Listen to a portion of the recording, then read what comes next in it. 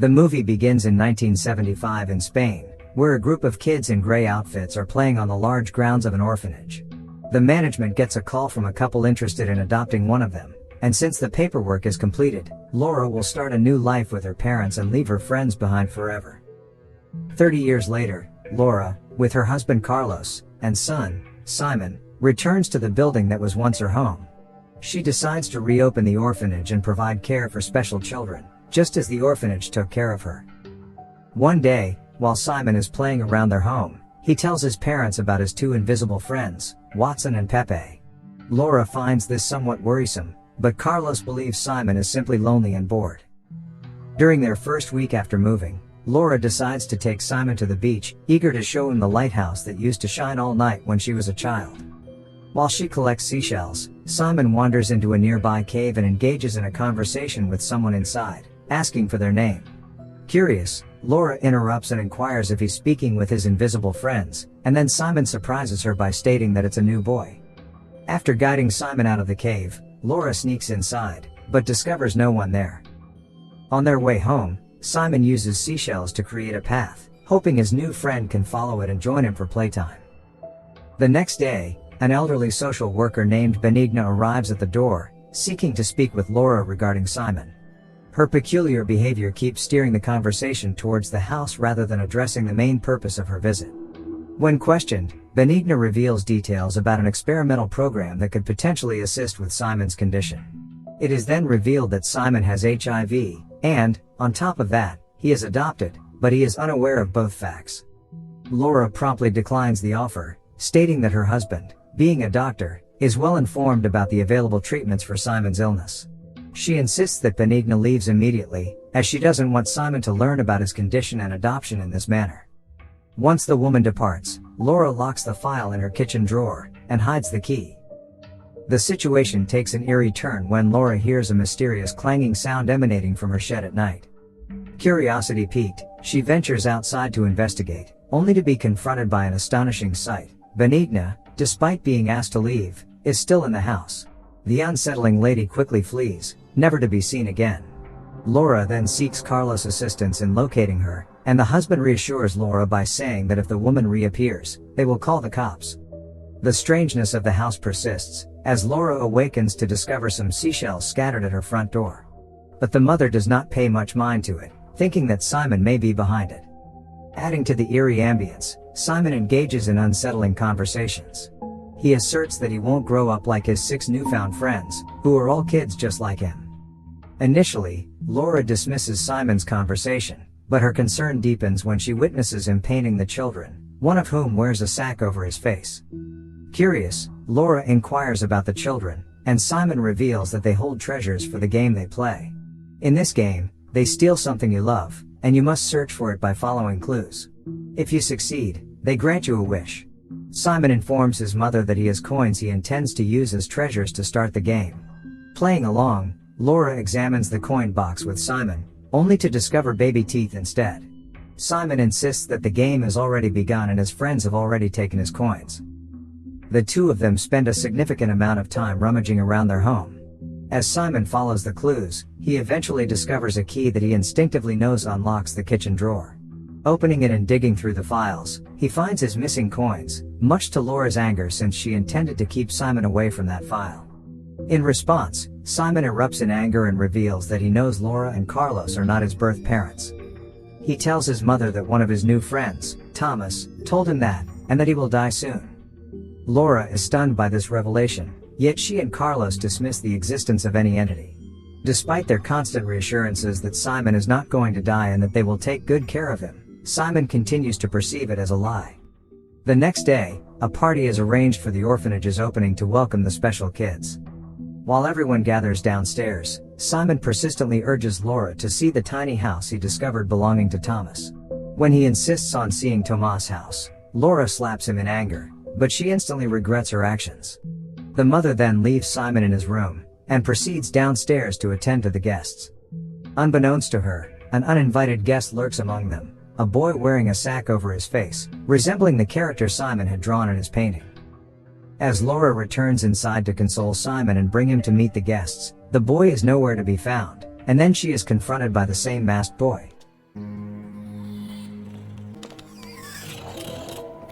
Simón, hijo. He forcefully pushes her into the bathroom, causing her hand and back injuries. Laura managed to get a piece from the sack when she tried to uncover the boy's face. Eventually rescued by Carlos, Laura thoroughly searches the entire house, including the storage room beneath the stairs, but Simon cannot be found. After keeping the heavy rods back in the storage room, she proceeds to check the garden, and even the beach, where she finally spots a boy standing near the cave. Unfortunately, due to a foot injury, she is unable to walk. Carlos, who has been following her, contacts the authorities to inspect the cave thoroughly. However, the rescue team fails to uncover any trace of Simon. At the hospital, Laura is introduced to Officer Pilar, who gathers crucial information about the recent intruder, Benigna, and the events that took place in Laura's house. Pilar reveals that no social worker is registered under Benigna's name, hinting that Simon might be kidnapped by her. The devastated Laura is currently bound to a wheelchair after an injury in the sea, so Carlos entrusts his medallion to her as an expression of comfort. Later that night, Laura wakes up to mysterious noises coming from the hallway.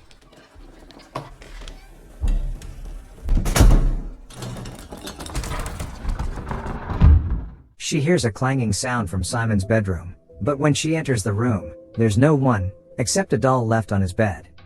6 months have passed since Simon's disappearance, yet Laura firmly believes he is still alive. Despite her skepticism regarding his imaginary friends, she now suspects they were responsible for his disappearance, and can sense their presence within her house. However, her claims are dismissed by everyone, including Carlos. One day, on her way home from seeing a psychiatrist, Laura spots Benigna crossing the street with a pram. But before she can approach her, a tragic accident occurs as a truck collides with Benigna, resulting in her eventual death. At the accident scene, Laura discovers a doll resembling the masked boy. As she approaches Benigna to retrieve her necklace, the old woman briefly comes back to life, filling fear in everyone present. Following Benigna's demise, the police conduct a search of her residence, and uncover photographs and videos revealing her previous employment at the orphanage during Laura's time there. It is revealed that Benigna had a son named Thomas, who she kept hidden from the world due to his facial deformity. Tragically, Thomas was found dead on the beach after Laura's adoption. A confession from one of the orphans disclosed that they had played a prank on Thomas. They ventured into the cave with him, and removed his mask to see if he would come out, but the embarrassed boy never emerged from his hiding place, and was drowned by the rising tides. Laura then says that she saw him on the day of Simon's disappearance, but none of the other guests recalls encountering a child with a sack over his head. Later that night, as Laura prepares to sleep, her bedroom door unexpectedly opens, and Carlos enters the room. As she is engaged in an emotional conversation about Simon, she notices a shadow beneath the door. But her shock intensifies when the figure that walks through the door turns out to be Carlos himself. This realization leaves Laura deeply unsettled, as she has been conversing with an unseen presence for the past 10 minutes. Convinced that something or someone is present in their house, she reaches out to an exorcist for assistance. After recounting her story, the man recommends that she consult a medium named Aurora. Desperate to do anything to find Simon, Laura readily agrees to the suggestion. However, Carlos remains skeptical about the entire situation and contacts Officer Pilar, urging her to join the session with Aurora. As the system operator sets up cameras and microphones, Aurora sits in a room, holding a doll associated with the orphanage's history. As psychic summoning begins, Aurora hears the sounds of children. The noises grow progressively louder and clearer, reaching a point where Laura and the others can hear the children's screams.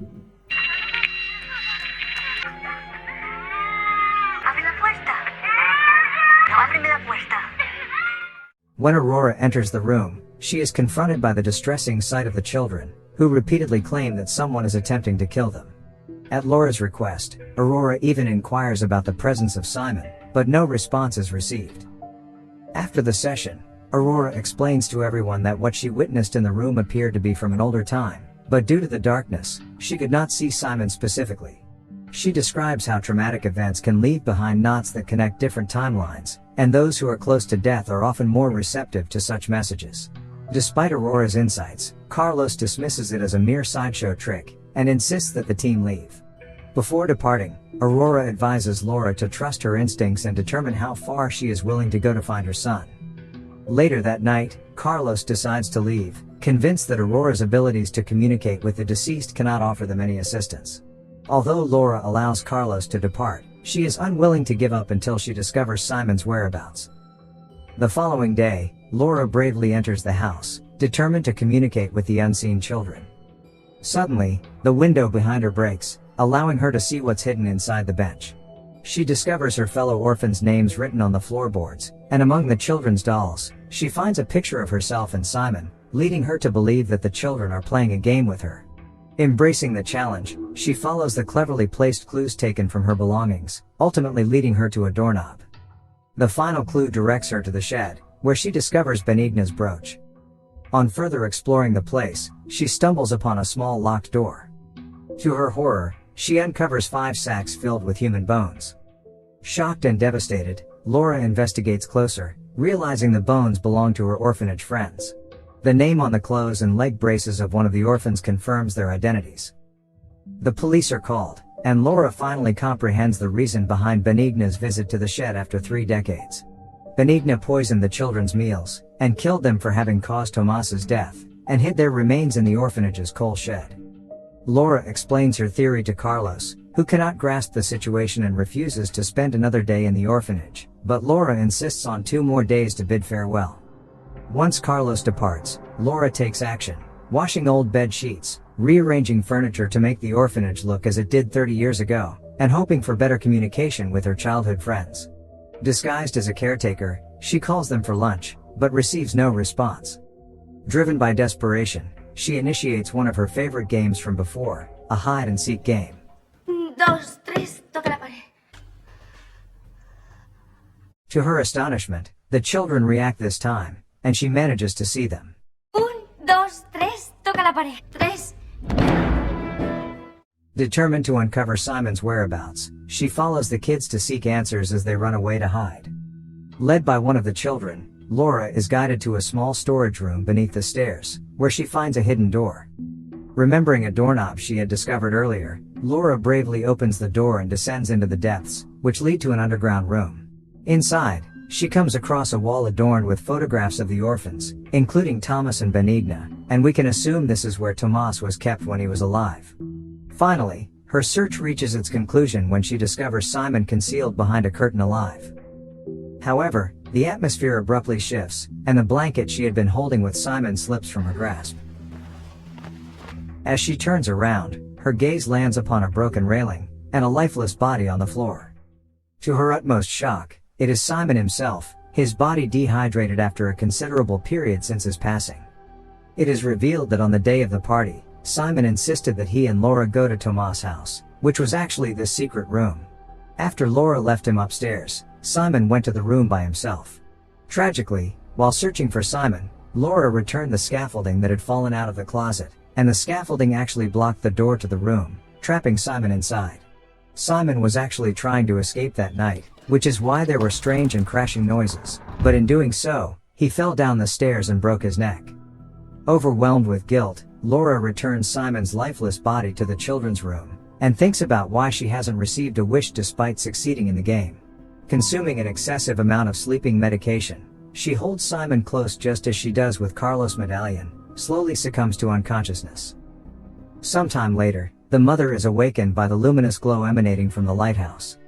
To her surprise, Simon nestles in her arms and miraculously returns to life. Simon tells Laura that his wish was for her to stay and take care of the orphans. All of a sudden, the children, including Thomas, now brimming with joy and excitement, draw near to Laura, enveloping her in their embrace, a long-awaited presence they had yearned for throughout the years. In an unexpected twist, the scene transitions to Carlos standing outside the orphanage, tenderly placing flowers on the graves of Laura, Simon and the orphans. As the movie ends, another suspenseful moment arises when Carlos discovers the medallion that he had given to Laura. Just as curiosity ignites, the door slowly opens, prompting a smile to grace Carlos' face, and we're all left wondering what's beyond.